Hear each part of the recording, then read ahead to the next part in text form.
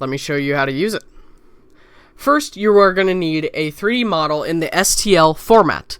A STL file is a 3D model made out of a bunch of small little triangles.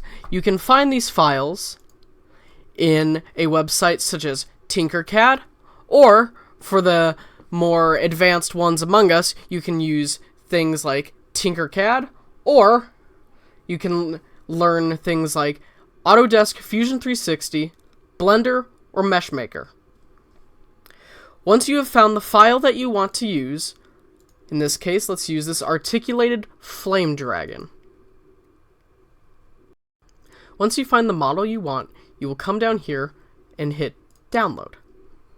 This will download the file for you as a STL file.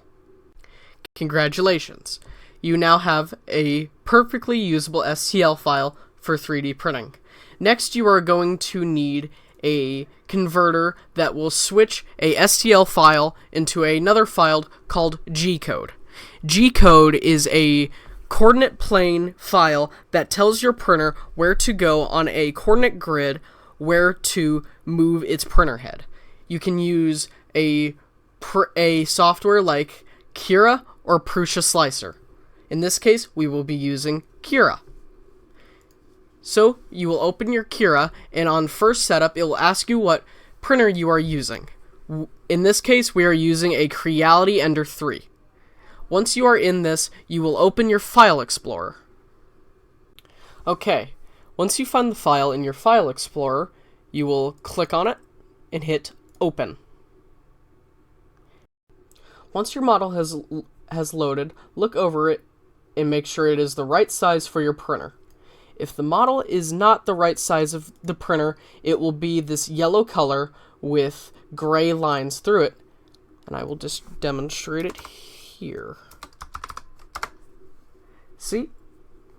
So, once you get it in the right size and it is the correct way you want it, you will need to check your filament type.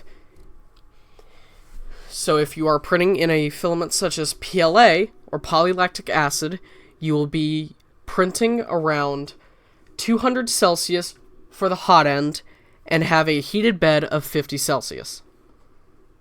All of this information can be found on the spool of your filament.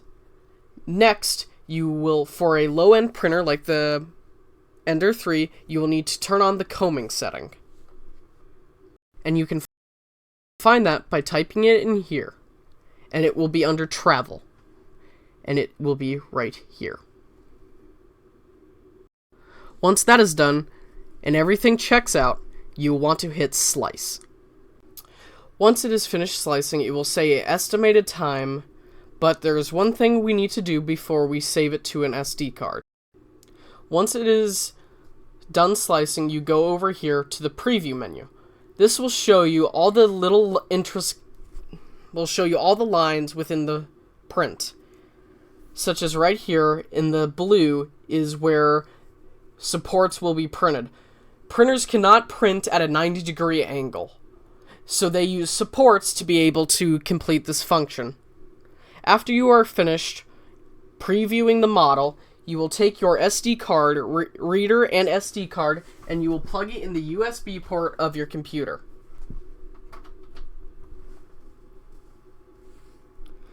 And then it will pull up the file, and next you hit Save to Removable Drive. Congratulations, you just made a model ready to print.